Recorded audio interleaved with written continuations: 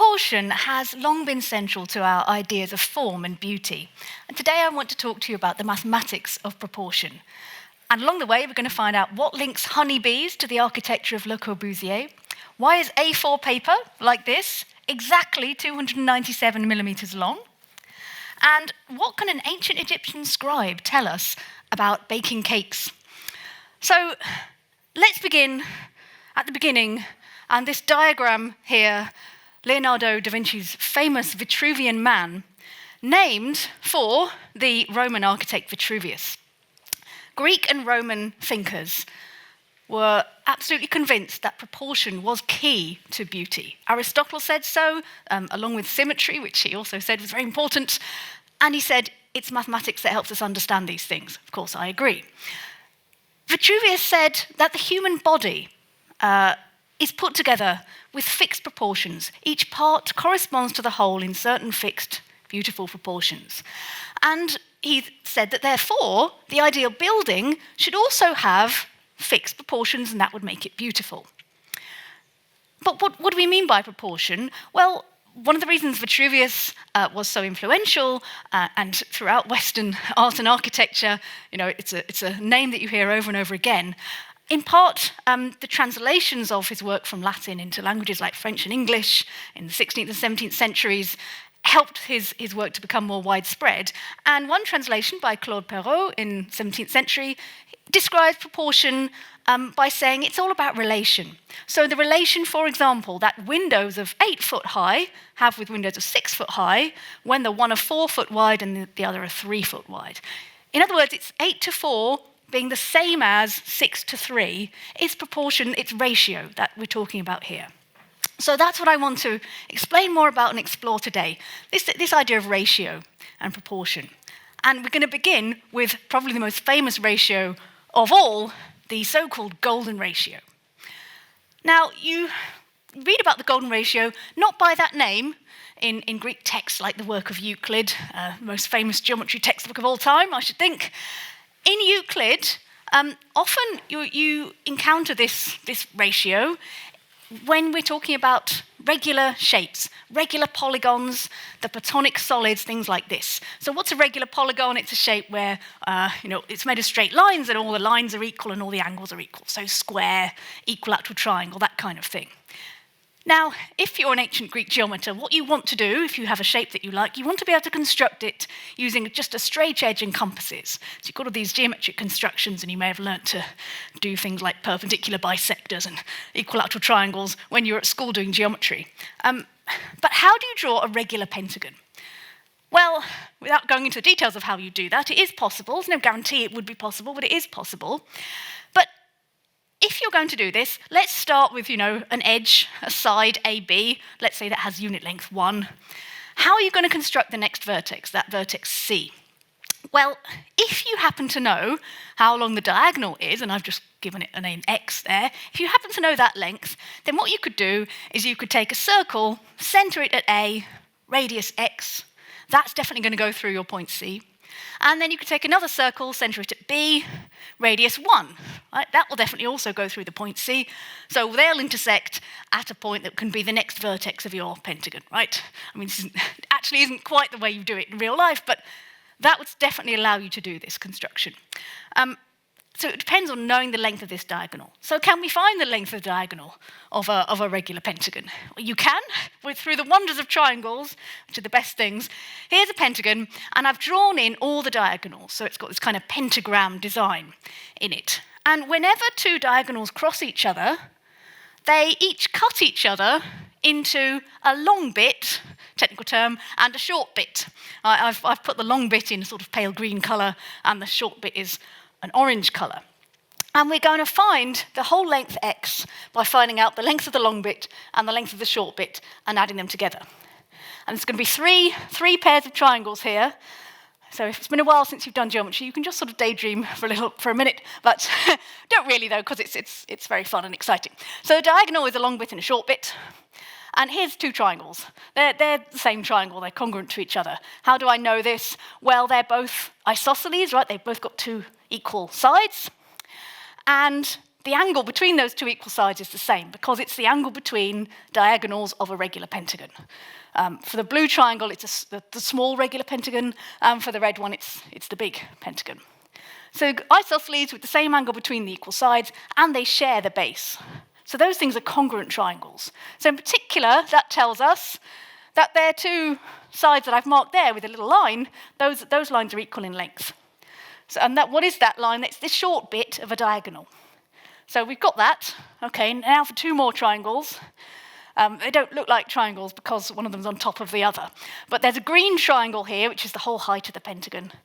And it's an isosceles triangle with the two sloped sides are equal there. They're the diagonals of the pentagon. And then you've got the base, which is the side of a pentagon. That's the green triangle. And then the yellow one is similar to it. They're not congruent, but they're similar triangles because, again, it's isosceles. It's got the two sloped sides. Those, this time, are the long bit of the diagonal. And then the base is the short bit of the diagonal. So those are similar triangles. What does that tell us? It tells us that the ratio of corresponding sides is the same. So if you take the green triangle, its base is just the side of the pentagon, it's 1. And the sloped side is x. So that 1 to x is the same as the base of the yellow triangle, which is the short bit of the diagonal, to the long bit of the diagonal. So you've got this ratio going on. 1 to x is the same as short to long. So the division of the diagonal has this nice property that the proportion of it is the same as the side to the whole diagonal. We haven't found them yet, but we're about to. Here's our final pair of triangles. So purple and orange triangle there. Again, they are the same as each other. They share their base, and they're both isosceles, and they've both got the internal angle of a pentagon as their top angle there, opposite the base. So those are congruent triangles, and so all of the corresponding sides match up. So those two sides that are edges of the orange triangle, so they're sides of the pentagon, those have length 1, because it's a pentagon with side 1. And so that means the sides on that purple triangle, which are the long bit of the diagonal, they are also length 1. So we know now that the long bit of the diagonal is just length 1. And the short bit, well, that's got to be x minus 1, because the whole thing is x. So what can we do now? We now can get a relationship between an equation involving x, right? Because this 1 to x equals short to long gives us this. Turn it into a fraction. 1 over x equals x minus 1 over 1. And if you rearrange that a bit, multiplying both sides by x, for example, look, there's a quadratic equation. And we can solve quadratic equations if we remember, how to do that. That is a solvable problem. And if you solve that problem, you get an answer that x is a half times root 5 plus 1, which is about 1.618-ish, ... It's an irrational number. There's no fraction that is this exactly. But approximately 1.618. And that we now call phi. We call that, it's a golden number, so-called, and the golden ratio is 1 to phi. So that is the length of the diagonal of a regular pentagon. And that's where you see it in for example, in Euclid. We've got a nice property here that this line, this number that's sort of x here, or we're now calling it phi, because that's the more common name for the golden number, when you subdivide it into a long bit and a short bit in the way we have, those numbers are related in the same way that the long bit is related to the whole thing. So 1 to x is just up here. We can say it now in terms of this phi. 1 to phi is the same as phi minus 1 to 1. So that's kind of nice equality of ratios there. That allows us to produce something called a golden rectangle. Now, this is supposed to be often claimed to be the most beautiful rectangle there is. I'm not sure I necessarily believe that. I think there have been various tests done, experiments, which rectangle you find the most beautiful, and golden rectangles don't necessarily win such competitions. However, it does have a lovely property. If you take a rectangle with sides in the proportion 1 to phi, and you slice a square out of it, get rid of a square from that, then what's left, that rectangle that's left over, well, its sides are going to be, its short side is going to be phi minus 1, and its long side is going to be 1.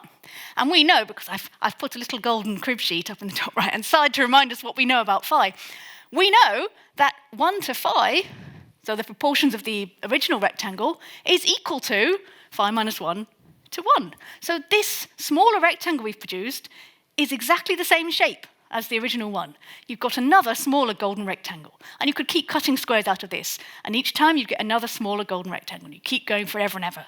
So it's a rather beautiful property of this rectangle. Okay, so that's a few things about this wonderful golden number or golden ratio. The golden number is phi, and the golden ratio is 1 to phi. So yeah, a number on its own isn't a ratio. I want to tell you about the link to the Fibonacci sequence, because that's another really cool property of this golden number. I've put Fibonacci in quotation marks because it's not Fibonacci's sequence. Like, he didn't invent it, he popularized it, he put it in a book that he'd wrote, and with a rather, dare I say it, slightly fatuous example about rabbits' populations. They don't really, that's not really what happens with rabbit populations. However, he brought it, he popularized it, but this sequence had been known, in India and other places for hundreds of years before Fibonacci. However, this is what it's known as, so I thought I should at least say that word. What is the sequence? Well, I've put the first few terms here. You may or may not have seen it before. The sequence rule is to make the next term, you just add the previous two. So if you look, there's an 8 up there. 8 is made from adding 3 and 5. And then 5 plus 8 is 13. 8 plus 13 is 21, and so on. So the rule is, if you want a formula for it, to get the n plus first term, fn plus 1, you take fn, the nth term, and then add the n minus first term. So that's the rule for making the Fibonacci sequence. You start with 2 1s, and then you just turn the handle and keep going. What's that got to do with the golden number? Well, if you take the ratios of consecutive terms, so you find out 1 over 1, 2 over 1, 3 over 2, 5 over 3, and so on. So you work out all of these ratios. You don't have to do it right now in your head, but I've started to put what this is, underneath them as a decimal. I've stopped at 3 decimal places, just, because of space.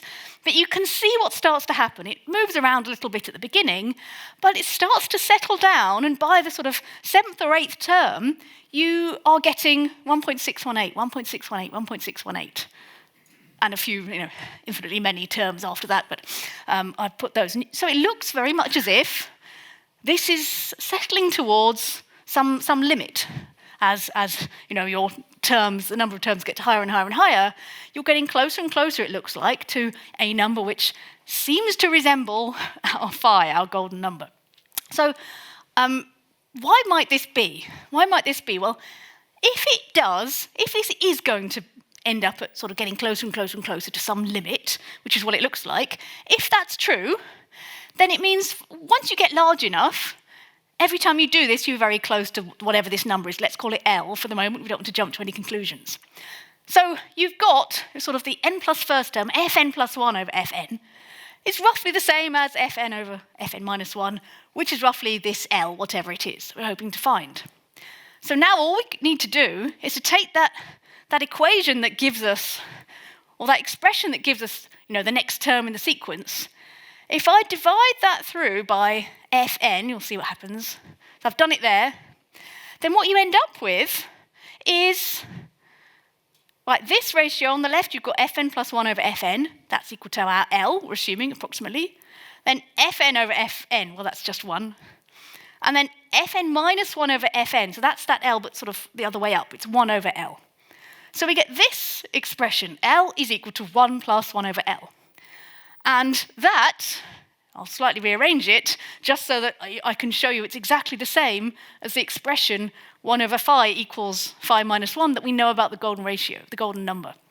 So 1 over L equals L minus 1. So these two things satisfy the exact same equation. And so that's why when you solve that equation, you get the same answer that comes out. And it's true, the Fibonacci sequence, if you take the ratios of consecutive term, it does end up closer and closer to the golden number. So that's a really nice fact about the Fibonacci sequence and about the golden number. We hear a lot about the golden ratio and how it's supposed to be, everywhere in nature, and the human body, a beautiful human face is supposed to have loads of golden ratios in it and golden, everywhere. let's think about that a little bit, and where did that come from? Part of where that belief came from, is not really the fault of Luca Pacioli, who wrote a book in 1509 called Divina Proportione about the golden proportion, the golden ratio. But this is the start of the trouble, I would say. So he wrote this book. This is hundreds of years before the word golden ratio the phrase was invented. But he thought phi was amazing and wonderful. He wrote this book called The Divine Proportion, which a lot of it was about the golden number, and he gave lots of properties of it and said, this is fantastic. 13 properties he gave, not because 13 is a Fibonacci number, but because he was trying to connect it in all the ways he could think of to the divine, and in particular the Christian God. And there were 13 people at the Last Supper. Okay, so therefore he'd done 13 properties. I'm not sure which one is Judas. I don't know.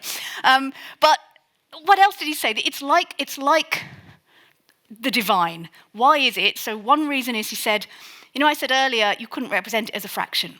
So it's not that it's irrational. I mean, it is irrational, but we're not saying that about the divine. What we're saying is you can never fully know it. You can never fully know it because you can never fully write it down as a fraction. It goes on forever, and so does God. You can't fully know God.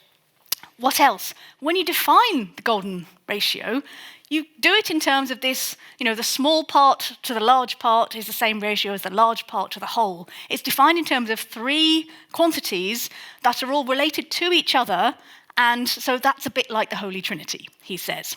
So and then he gives lots of wonderful geometrical properties that I'm more qualified to know what I think of. And illustrated here is one of those. So you've got here, the red lines are showing you one of the Platonic solids, one of the 5 Platonic solids, the icosahedron. It's made of 20 equilateral triangles. And this is a wonderful thing. You can put the vertices of this into groups of 4 that make up 3 mutually perpendicular golden rectangles. And they're sitting inside, those 12 vertices make up 3 groups of 4 vertices that define these golden rectangles that are sitting all at right angles to each other in the middle of the icosahedron, which is really nice. So Luca Pacioli gives lots of properties. He says this is a wonderful thing, the divine proportion, it's amazing. Now, also in his book, in this same book, there are sections about architecture. And so, of course, naturally, you might think, well, so he's going to say how the divine proportion, how it's involved in architecture. But no references at all to the golden ratio in those sections. It's just not mentioned at all, so which is curious. So I have to think, okay, you can sort of see why it might have been thought that they were. If you look at the book, it's not in there at all in the sections on architecture. And these words, golden ratio, golden number, phi, that symbol, these were first used not by Pacioli, not by Vitruvius, not by Leonardo, but in the late 19th century by a chap called Adolf Zeising, who wrote a book saying, this is an amazing thing and it's all over nature and art and architecture. I would say it's sort of a bit in these things, but perhaps not to the extent that he was claiming. For example, that phi, why did he call it phi? That's the first letter in the name Phidias, the architect who designed the Parthenon.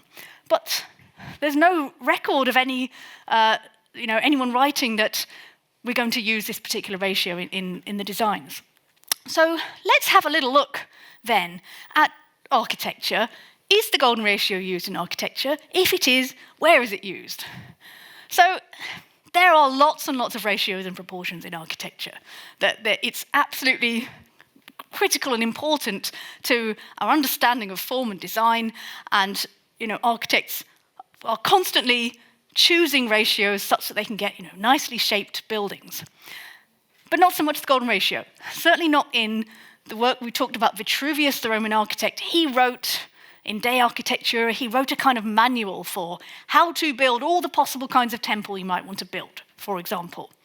And very, very detailed instructions. He was absolutely clear that there are right ways and wrong ways. And here are the rules you need. Here are the proportions of the 6 different kinds of temple or whatever. This is how many columns wide. This is how many columns deep they should be. And this is the gap between each column. So it's not about how your column should be 3 cubits wide or whatever. It's what your column width is, and then the gap between the columns in terms of the column width, and then how many of the columns you have. And so you can work out. He doesn't explicitly say that the U-style temple is in this ratio of rectangle, but he explains what the columns, how many columns and how wide, how the gaps should be, and you can work out what the ratios then are for the rectangles, the footprints of these temples, and none of them is golden ratio. I'm pretty sure.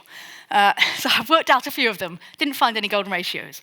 I think the issue is, and it's the same sort of thing that happens with the claims about the human face, there are lots of numbers that you could measure. There are lots of measurements you could take of a temple.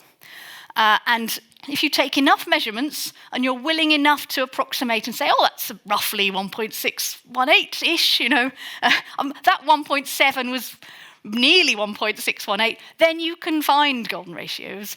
But there's not really, I would say, enough evidence that the Greeks and Roman architects were consciously using this wonderful ratio. They had other wonderful ratios. So that's the state of play, I would say, with the Greek and Roman architecture. So is there any use of the golden ratio in architecture? Yes, there is. Yes, luckily. Yes, there is. Never ask a question like that if the answer isn't yes. Yes, and I want to give you probably the most important example of its use, and that's by the Swiss architect Le Corbusier. This is a commemorative coin produced by the Swiss Mint, representing his modular system, which I want to talk to you about. So Le Corbusier, he is well known, for good or ill, for having a very firm belief system about what architecture should be, let's say. Notoriously wanted to knock down half of Paris and replace what had been there with 60-story tower blocks, because that was efficient and that was the right, that was the thing you should do with the wonderful new building materials. So he was able to take advantage of some new building materials like reinforced concrete to have more freedom to design structures and buildings. No longer did you have to have a wall there because otherwise the house falls down. You could have it as open plan as you wanted to, and you could put walls where they were best to serve the people who were using or inhabiting that building. So he famously said a house is a machine for living in. That's what it should be. We're making this machine to serve this purpose of being inhabited by humans, and so it shouldn't have stuff that isn't important to that. It should have precisely the things it needs. So he was all sort of, let's be efficient, we've got the Model T for cars at that time, let's have a production line for houses and let's think of them in this way. He wasn't too keen on ornament and things like this, decor, no. He said art was all right, but just sort of nice little fancy decorative touches and, Corinthian columns and things, no. We've got this machine for living in. So one of his frustrations, or the things he was unhappy about, was the system of measurements that was included in the metric system. And it's because it's not really to do with human scales. The meter, unlike so many other units of measurements that we have had at other times, it's nothing to do with the human body and human scales. The meter is defined in terms of, millionths of the circumference of the Earth, which, okay, fine, but, if you're a human, actually a foot or, even a cubit, something like that, that's defined in terms of the human body, feels to him more natural. And what he wanted to do was to take that idea of having human scales, things that are relevant to humans, and to create, as he said, a range of harmonious measurements to suit the human scale, universally applicable to architecture and to mechanics. So the idea is you've got this scale of measurements that works with humans. These are the things we're building the buildings for. From the smallest scale, from like the door handle in your home, to the furniture, to the room, to the house, to the city. All of those scales, there should be something in this range of measurements that will suit. And then they'll all harmoniously work with each other and everything will be beautiful and wonderful. So it's all very good. So what is this scale? He's got this modular system. So it's based on the height of a man, 1.83 meters, and then with a raised arm. So that brings the total up to 2.23 meters, which is 89 inches. 89 is, I'm sure you've spotted, a Fibonacci number. So that's where that comes from. What about this 1.83 meters? Well, if you're good at converting between meters and feet and inches, you might know what that is. Corbusier said he chose that height for the man because in English novels, the good-looking men, who are usually policemen, are 6 foot tall. So I don't know how to deconstruct that. But anyway, that's what he said. And so 1.83 meters is 6 foot tall. So we can have a discussion about how great or otherwise it might be to put your whole design based on a man who is 6 foot tall. But there we are. That's where it came from.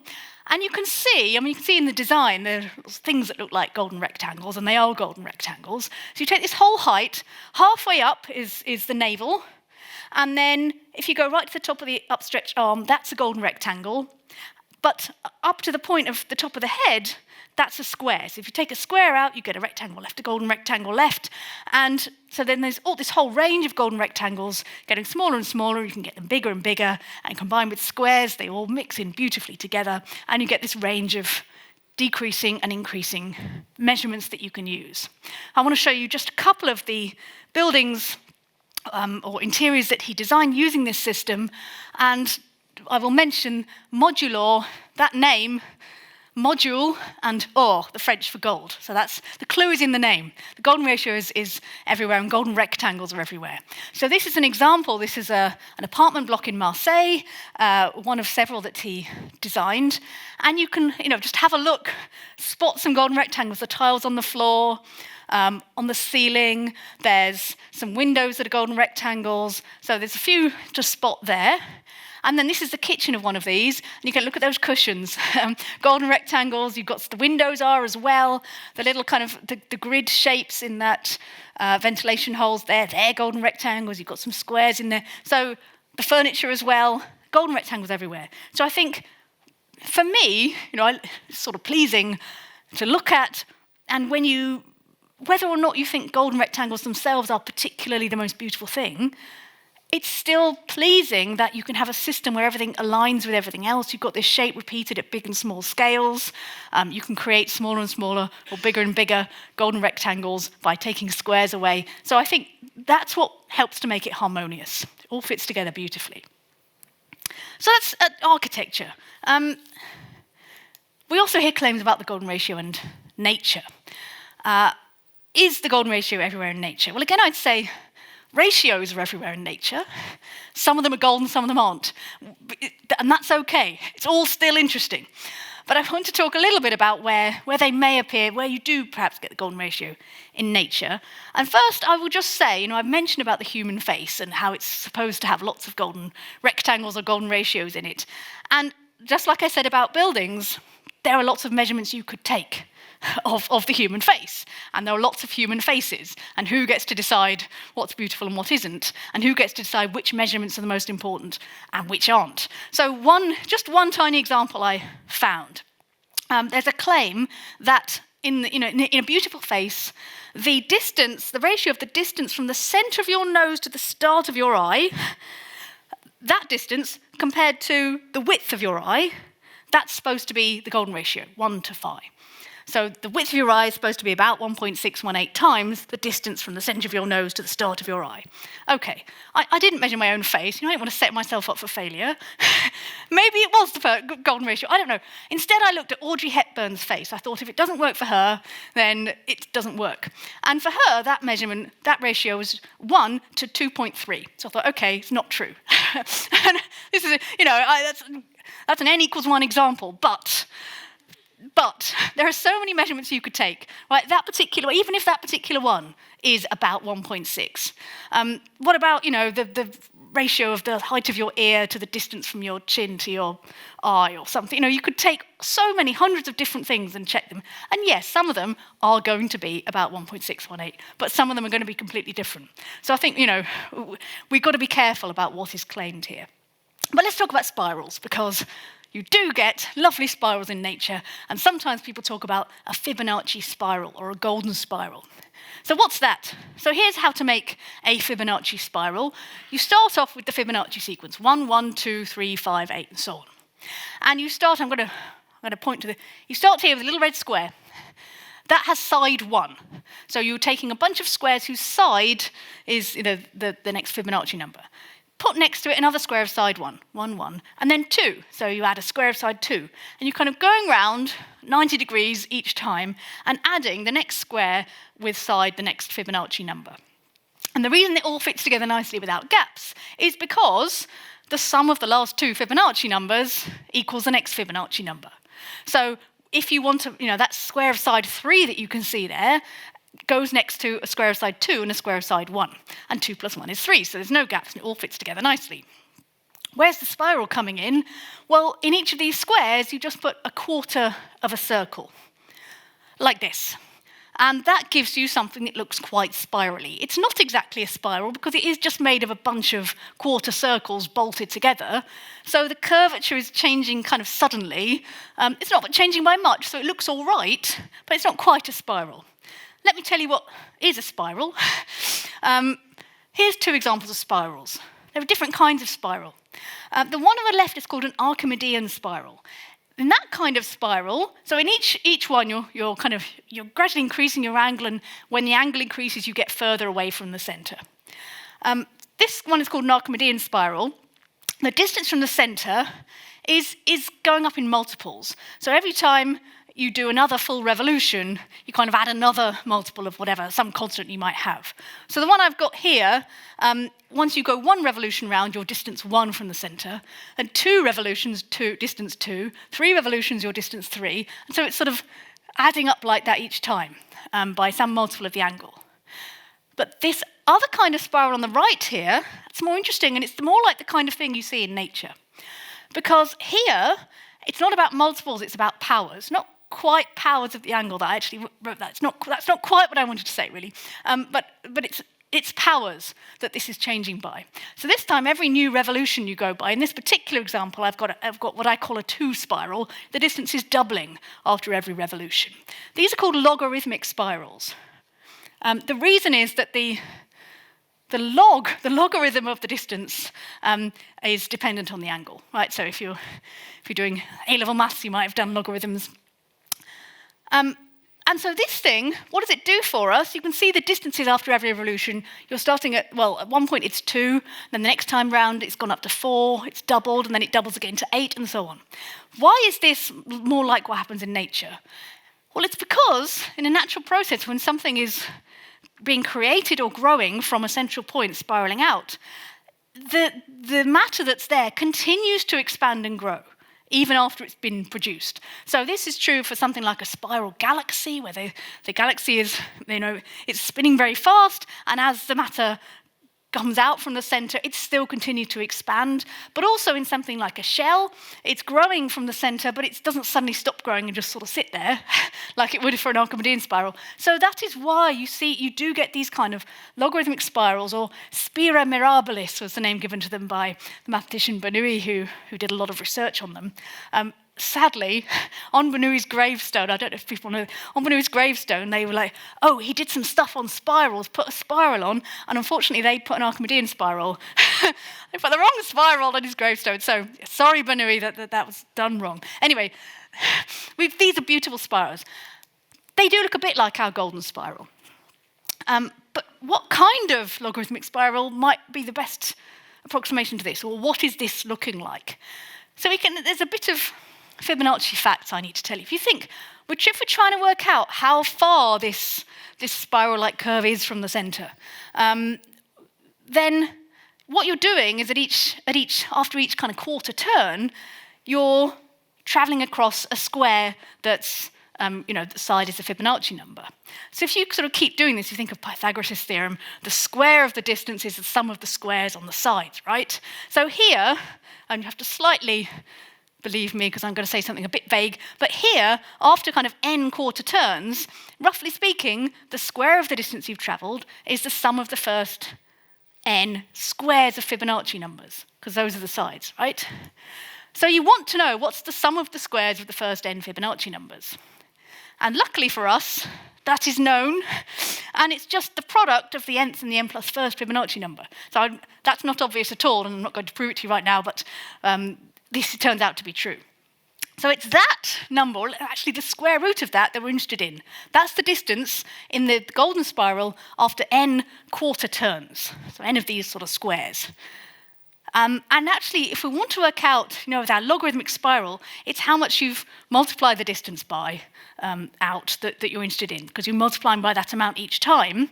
So you want the ratio of this thing compared to the previous term, or yes. And when you do that, we remember that our Fibonacci numbers, the ratio of consecutive terms is the golden ratio, approximately. So you actually do get phi coming out of this. So what this golden spiral does, or approximately, it approximately has the property that after every quarter turn, you multiply the distance from the centre by phi. So after every whole turn, you'd have done this 4 times. So you'd have multiplied not by 2, like the example I had before, but by phi to the power 4. Phi times phi times phi times phi. So actually, what you're approximating is a logarithmic phi to the 4 spiral. That's what this golden spiral does. Now, the question is, why would anything in nature be interested in doing a phi to the 4 spiral specifically?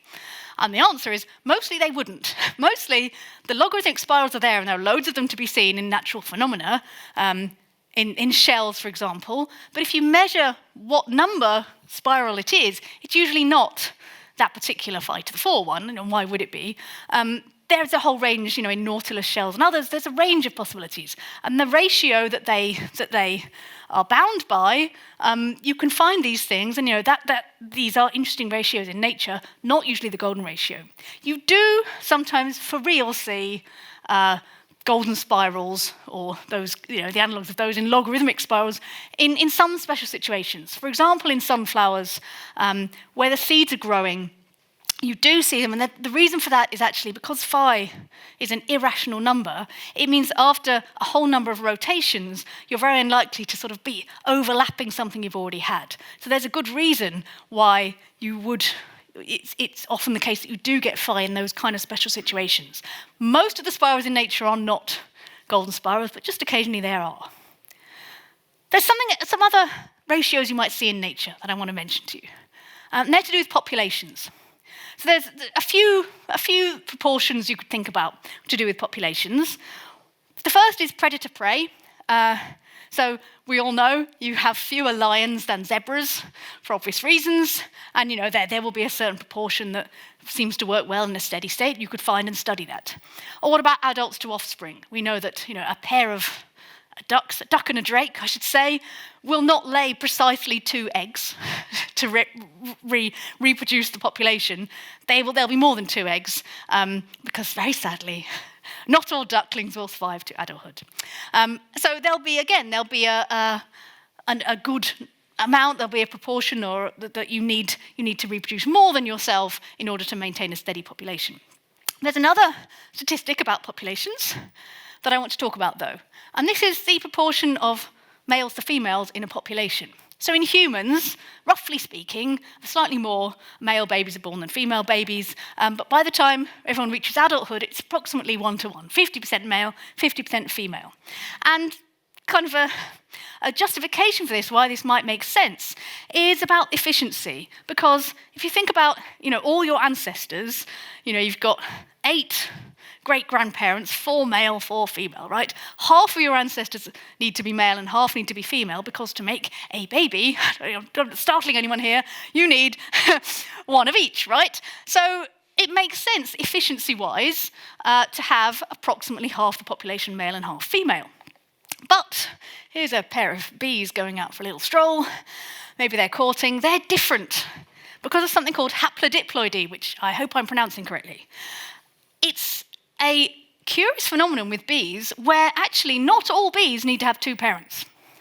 Male bees hatch from unfertilized eggs, so they only have a mother. Female bees hatch from fertilized eggs, so female bees have a mother and a father. So have a think, what does that imply for the proportion of males to females in a bee colony? If the males only need a mother and the females need a mother and a father, is it sort of going to be 2/3 female? What's it going to be? So we can think about this. we can draw the bee family tree, and we're kind of going backwards through the generations. Right? We're looking at ancestors. So at the bottom, I've tried to, got very gender stereotypes here, blue squares for males and pink circles for females. I feel guilty now that I've done that. But anyway, it's just in case you can't see the letters. So your male bee has a mother only. Then, so that's one generation back. Then you go back the next generation, the female has a father and a mother. Oh, golly. Father begins with F. Right, mother begins with M. Female has a female parent and a male parent. And then going back, again, the female bee will have two parents and the male bee will just have a mother. And going back, you can keep going. But just have a look, count up how many there are in each generation back. 1, 2, 3, 5, 8. That sounds like a familiar sequence. Why should this be the Fibonacci sequence? What is going on? Well, it's because there's the same sort of pattern the same sort of rule for getting the numbers applies. So if we write something like AN to be the number of ancestors n generations back, so 5 generations back, which is what I got at the top, there are 8 ancestors, then we can work out the numbers of these. So that number will be comprised of a certain number of females and a certain number of males. How many females are there n generations back? Well, everybody has a female parent, right? Everybody has a female parent.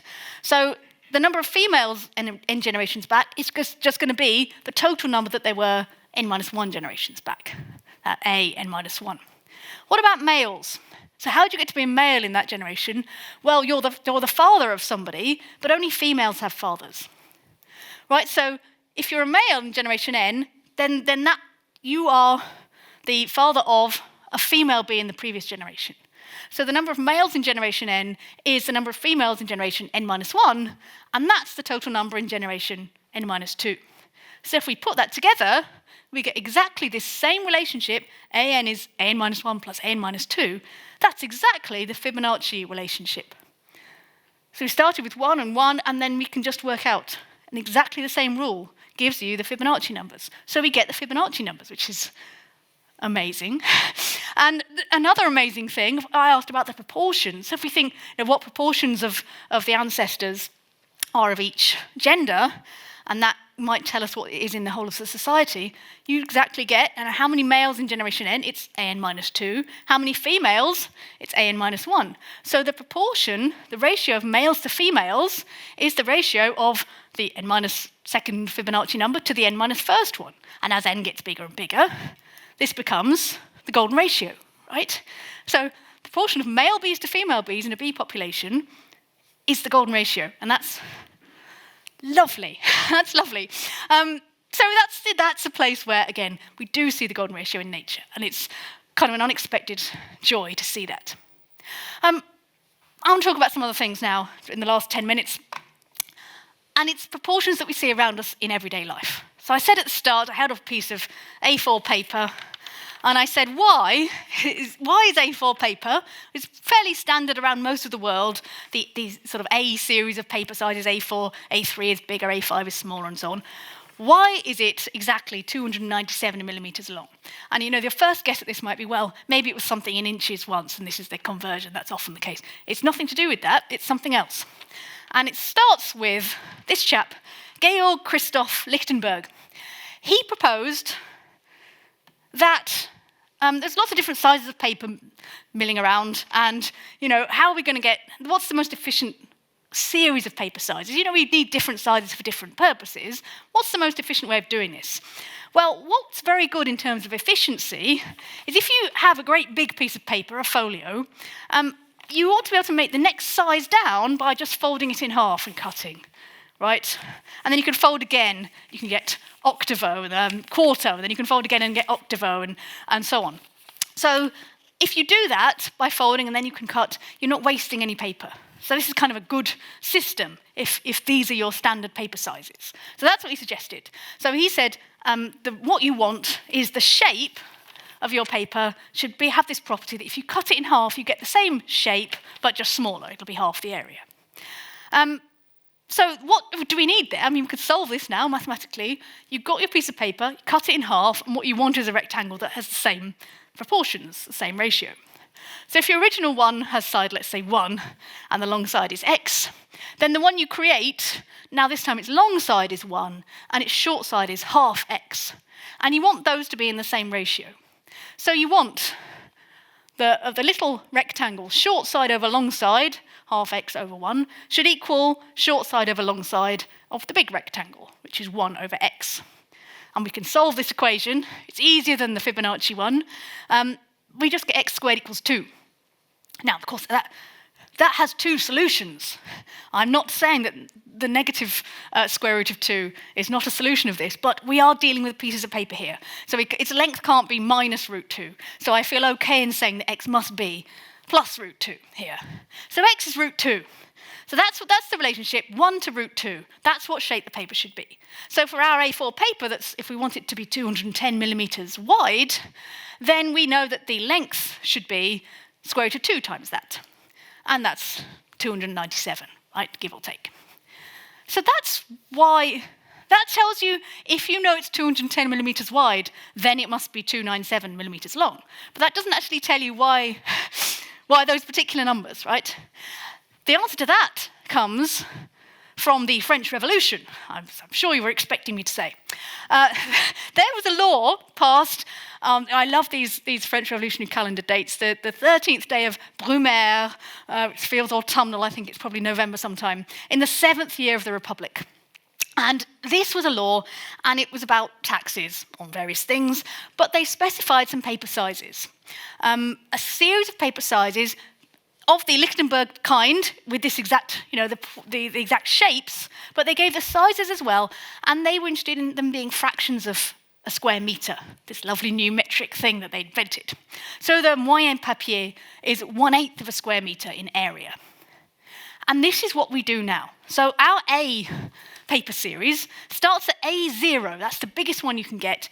It is, by definition, the paper of this size whose area is a square metre exactly. So that's A0, and then A1 is half that, A2 is a quarter, A3 is an eighth, A4, a 16th of a square metre. So once you know that, you can then exactly work out what it has to be. It's got to be a rectangle of that shape with the area 1/16 of a metre. So if its width is A, then the area will be A times square root of 2 times A. And that should equal a 16th of a metre. If you solve that, 210 millimetres. So that's why A4 paper, not only that's why it's the shape it is, but that's why it's those exact dimensions. It's all about parts of a metre, so we can thank the French Revolution for the shape and size of our paper. Well, I was thinking about, that's kind of cool. That's 2-dimensional. Could you do this in 3 dimensions? Like, could you have a cuboid that if you cut it in half, you get 2 cuboids the same? You can solve that equation, but, let's think what cuboids we use in everyday life. I thought of bricks. You don't fold bricks in half. So that isn't what you want of a brick, right?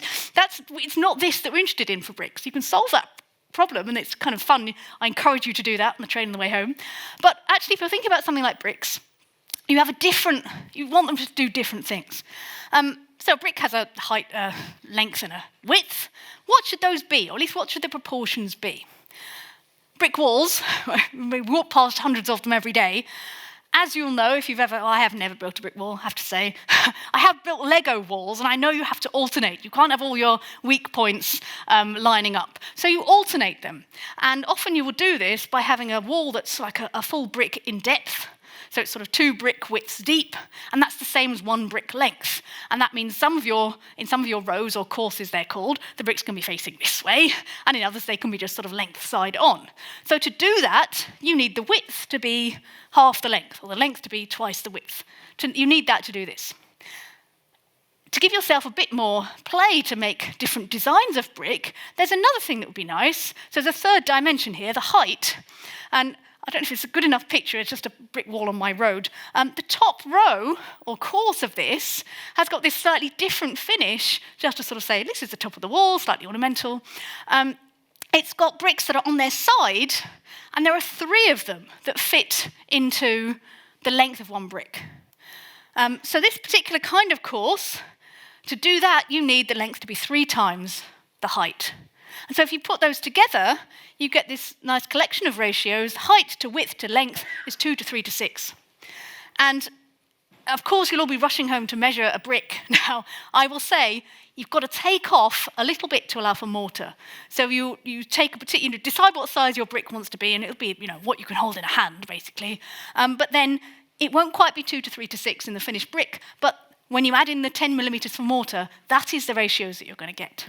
So that's bricks. That's something three-dimensional. I want to finish in the last 5 minutes, I guess, by talking about everyone's favourite thing, cake. And in particular, in baking, we've got circles here. We haven't really talked about circles enough. We always talk about circles in every mathematical talk, and about cake. If you're baking, there is so much mathematics in cooking, so much. It's wonderful. You've got volumes, and you've got, if you're icing this thing, you've got think about surface areas, how much icing do I make? If you've got some ornamental band or something, then we need to know about the circumferences or perimeters. So there's a lot going on. The particular thing I want to talk about is cake tins, right? If you've ever baked, you will know that that's kind of standard sizes for cake tins. There are standard sizes, and they're usually inches, and there are standard shapes. Normally cake tins are either round or square. You can get other fancy shaped ones, but that's the main ones.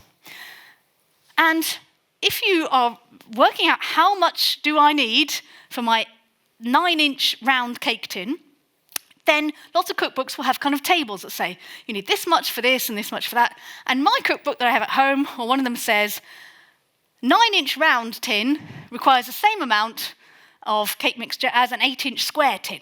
It's like, it's interesting. Does it exactly the same? Is it?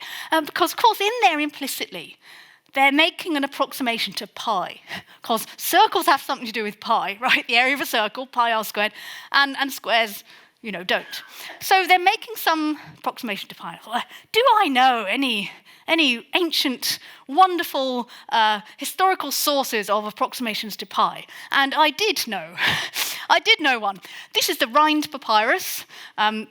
Rhind with an H, it's not about cooking. It's got lots and lots of mathematical problems on it. It's an ancient Egyptian papyrus, and you might be able to see there's sort of nice pictures of triangles and things, but the problem I want to mention to you is problem 50. Method of reckoning a circular piece of land, diameter 9. What's its area? And there's an algorithm given. Subtract 1/9 of it, and then square that, and you get the area. And there's other problems that do the same sort of thing. So we can deduce that the ancient Egyptian formula for the area of a circle of diameter d is find 8/9 of the diameter and then square that. So that gives you 64 64 over 81 times the diameter squared. Now, we know what the area of a circle is for real. I mean, pi r squared, but if you're working with the diameter, pi over 4 d squared. So what the ancient Egyptian scribe has done there is they've got an approximation for pi. I mean, they're not thinking, I've got an approximation for pi. But in effect, they are using pi over 4 equals 64 over 81. Or pi is 256 over 81, which is about 3.16. That's a pretty good approximation. So I thought, well, what does my cookbook? What's its approximation to pi? So we've got the ancient Egyptian one. If I'm making a square cake or a round cake, my cookbook says 9-inch round equals 8-inch square. So, by the way, these tins tend to be all the same height, so we don't need to worry about the height, that's just constant in there, h. So the area that you need, or the volume will be, of a 9-inch round tin, that's the diameter, would be 81 over 4 pi h. And for the 8-inch square tin, it'll be 64 h, whatever the height is. So you can see what the approximation is. 81 over 4 pi equals 64. And lo and behold, wow, pi, again, so, pi and a bit millennia later, my little cookbook in my kitchen uses exactly the same approximation to pi. So, there's progress for you. But, it's a good approximation. I just really like this fact. I will spend 2 more minutes, because I can't resist, telling you about just one final proportion puzzle, which you can play with if you like. You know the old saying, you can't fit a square peg in a round hole. Well, you can, it's just there'll be gaps. So what I've got here, a square peg, on the left a square peg in a round hole, and on the right, maybe this is better, a round peg in a square hole. Right, what's better? If you have to fit one of them inside the other, what's better? And you can work out what's better, is you can work out all the areas involved. So if the radius of this circle is r, both of them, then you get pi r squared. The big square there, it has diameter 2r, so its area is 4r squared. And what about the little square? It's a tiny bit more complicated, but actually, look, see how it fits just exactly into the big square. It takes up half that area. So the square peg has area 2r squared. And so you can work out what's better, square peg in round hole. You can work that out, and you get that it takes up about 64% of the area. But the round peg in the square hole, 79%, that's much better. So it's better, categorically, it's better to have a round peg in a square hole than a square peg in a round hole. That's very nice. But this is a peak mathematician thing to do. In 1964, a mathematician called David Singmaster was thinking about this, and he said, well, that's all very well in 2 dimensions, but what happens in 3 dimensions? What if you get what's round and square in 3 dimensions? A sphere and a cube. What's the answer to this question in 3 dimensions? And, higher. What's better, square in round or round in square? And you can work this out. We know the formula for the volume of a sphere and the volume of a cube. And it turns out that actually, the cube only fills 37% of a sphere. Rubbish. The sphere fills, well, still not very good, but it fills more. It fills 52% of the cube that it just sits inside. So again, round in square is better in 3 dimensions. And you can check it in 4 dimensions. And in 5 dimensions, round in square is better, round in square is better, round in square is better. So now we know round in square is better in all dimensions, right? No, it swaps over at 9 dimensions. What? I just sort of wanted to leave you with this thing. Actually, just a reminder, this is why we prove things in math, because we can have a really good idea of what's going on, and then we can be completely confounded. And that's why, maths is so special, because we don't just say, oh, that's probably right. We think about why it's right and we try and prove it. So I will finish there with just a little plug for my next lecture, which is on the beauty of geometrical curves.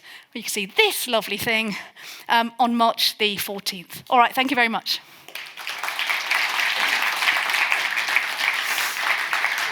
Is the golden ratio considered to have aesthetic properties across the world, or is it just a European phenomenon?